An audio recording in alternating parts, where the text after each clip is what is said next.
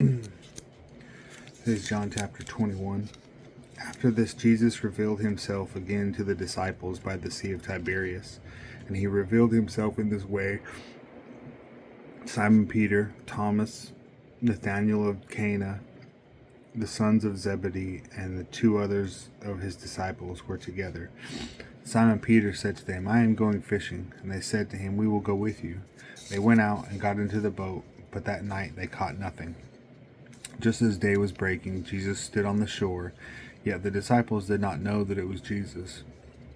Jesus said to them, "Children, do you have any fish?" And they answered him, "No." He said to them, "Cast the net on the right side of the boat, and you will find some." So they cast it, and they were not able to haul it in because of the quantity of fish. That disciple of whom Jesus loved therefore said to Peter, "It is the Lord." When Simon Peter heard that it was the Lord, he put on his outer garment, for he was stripped for work, and threw himself into the sea. The other disciples came in the boat, dragging the net full of fish, for they were not far from land, but about 100 yards off. When they got out on land, they saw a charcoal fire in place, with fish laid out on it, and bread. And Jesus said to them, "Bring some of the fish that you have just caught." So Simon Peter went aboard and hauled the net ashore, full of large fish, 153 of them.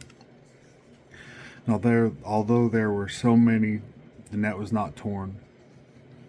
Jesus said to them, "Come and have breakfast." Now none of the disciples dared to ask, "Who are you?" They knew it was the Lord. Jesus came and took the bread and gave it to them, and so with the fish. This was now the third time that Jesus was revealed to the disciples after he was raised from the dead. When they had finished breakfast, Jesus said to Simon Peter, "Simon, son of John, do you love me more than these?" He said to him, "Yes, Lord, you know that I love you." He said to him, "Feed my lambs." He said to him a second time, "Simon, son of John, do you love me?" He said to him, "Yes, Lord, you know that I love you." He said to them, "Tend my sheep." He said to him a third time, "Simon, son of John, do you love me?"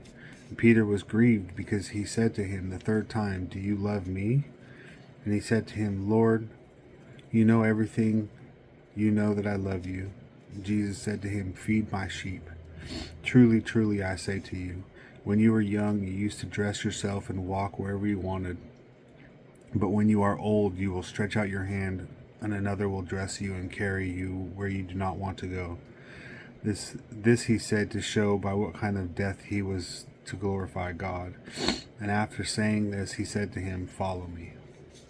And Peter turned and saw the disciple whom Jesus loved following them, the one who also had leaned back against him during the supper, and had said, "Lord, who is it that is going to betray you?"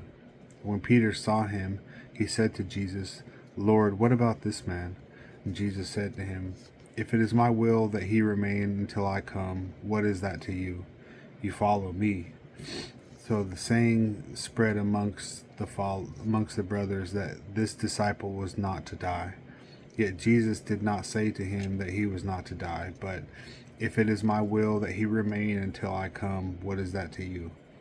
This is the disciple who is bearing witness about these things, and who has written these things, and we know that his testimony is true.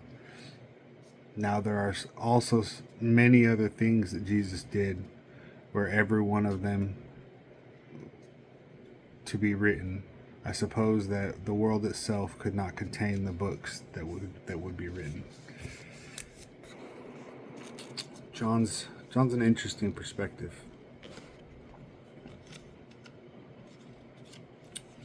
Varies greatly from Matthew, Mark, and Luke.